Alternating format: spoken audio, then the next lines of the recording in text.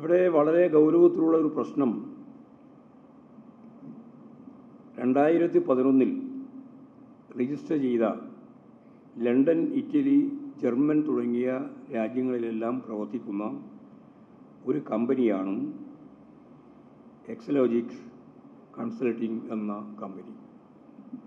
ഇങ്ങനെയുള്ളൊരു കമ്പനി ഉണ്ട് എന്നുള്ളത് ശരിയാണ്. കമ്പനി അവിടെ ഉണ്ട് എന്നുള്ളത് ശരിയാണ്. ഈ കമ്പനിയുമായി വീണക്ക് എന്തെങ്കിലും ബന്ധമുണ്ടോ എന്നുള്ളതാണല്ലോ വാർത്തയുടെ ഏറ്റവും പ്രധാനപ്പെട്ട ശ്രദ്ധേയമായ കേന്ദ്രം. അവരെന്നെ പറഞ്ഞു, വീണയുമായിട്ട് ഞങ്ങൾക്ക് യാതൊരു ബന്ധവുമില്ല. കമ്പനി അധികൃതർ തന്നെ ഇക്കാര്യം വ്യക്തമാക്കുകയുണ്ടായി. ഇവിടെയുള്ള കമ്പനിയുടെ പേര് എക്സലോജിക് സൊല്യൂഷൻ എന്നാണ്. വീണയുടേതായിരുന്ന ആ കമ്പനി അതിന് എക്സലോജിക് കൺസൾട്ടിംഗ് കമ്പനിയുമായി യാതൊരു തരത്തിലുള്ള ബന്ധവുമില്ല എന്ന കാര്യം ഇപ്പോഴും ചില മാധ്യമങ്ങൾ തന്നെ ശക്തിയായിട്ട് പറയുന്ന സ്ഥിതിയുണ്ടായി. റിപ്പോർട്ടർ ചാനലിലുള്ള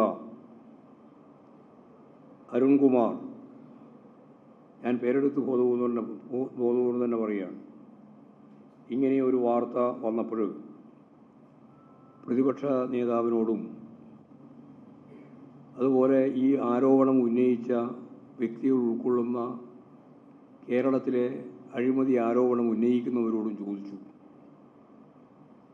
നിങ്ങൾക്ക് ഇങ്ങനെ രണ്ട് കമ്പനികളെ സംബന്ധിച്ച് വിവരം കിട്ടിക്കഴിഞ്ഞാൽ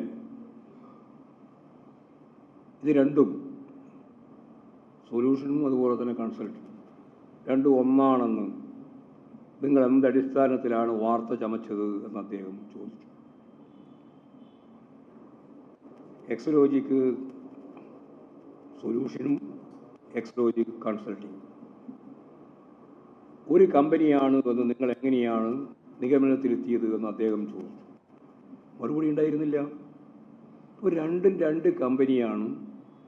ഒരു ബന്ധമില്ലാത്ത രണ്ട് കമ്പനികളെ ചേർത്ത് കള്ളപ്രചാരവേല നടത്തി.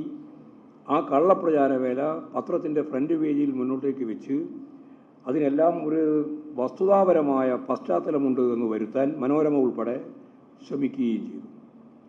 ഇതാണ് അതിലുണ്ടായ ഏറ്റവും പ്രധാനപ്പെട്ട കാര്യം. അപ്പോൾ യാഥാർത്ഥ്യം എന്താണ് എന്ന് മനസ്സിലാക്കിയിട്ടും ആ കാര്യം മൂടി വെച്ച് എന്തോ ഒരു ബന്ധം ഈ രണ്ട് കമ്പനികൾ തമ്മിലുണ്ട്, അക്കൗണ്ടുകൾ തമ്മിലുണ്ട്, കമ്പനി അങ്ങനെയാണ് ഇങ്ങനെയാണ് എന്ന് പറയാനുള്ള ശ്രമമാണ് പിന്നീട് മനോരമ ഉൾപ്പെടെ നടത്തിയിട്ടുള്ളത് എന്നത് യഥാർത്ഥത്തിൽ കേരളത്തിലെ പത്രപ്രവർത്തക ധർമ്മം എത്രത്തോളം വല്ലാത്ത രീതിയിൽ വക്രീകരിക്കപ്പെട്ടിരിക്കുന്നു എന്നുള്ളതിൻ്റെ ഒരു ഉദാഹരണം ഞാൻ ചൂണ്ടിക്കാണിച്ചു എന്ന് മാത്രമേ ഉള്ളൂ. എല്ലാ അർത്ഥത്തിലും കള്ളപ്രചരണങ്ങൾ നടത്തുക, ആ കള്ളപ്രചരണം വാർത്തയാക്കി ചർച്ച ചെയ്യുക, ആ ചർച്ച അടിസ്ഥാനപ്പെടുത്തിയിട്ട് എന്തെങ്കിലും ഒരു സംശയം ജനങ്ങളിൽ ഉണ്ടാക്കാനാവുമോ എന്നുള്ള ഒരു ശ്രമമാണ് കേരളത്തിലെ മാധ്യമങ്ങളിൽ നല്ല സ്വാധീനമുള്ള, ഞാൻ നേരത്തെ പേര് പറഞ്ഞ പത്രങ്ങൾ ഉൾപ്പെടെ ശ്രമിച്ചുകൊണ്ടിരിക്കുന്നത് എന്നുള്ളത് സത്യമാണ്. നിങ്ങൾക്കറിയാം, ഒരേ പേരിൽ എത്ര ആളുകളുണ്ടാവും?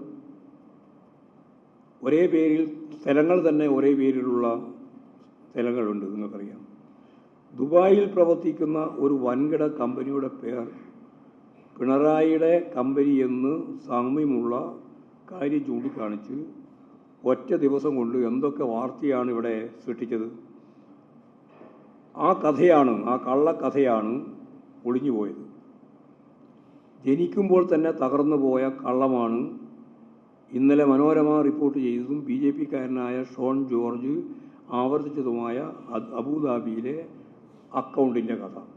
അത്രയേ ഞാനിപ്പോൾ അതിനെ സംബന്ധിച്ച് പറയുന്നുള്ളൂ. പണ്ട് ഇതുപോലെ നിരവധി കാര്യങ്ങൾ അവർ പറഞ്ഞിട്ടുണ്ട്.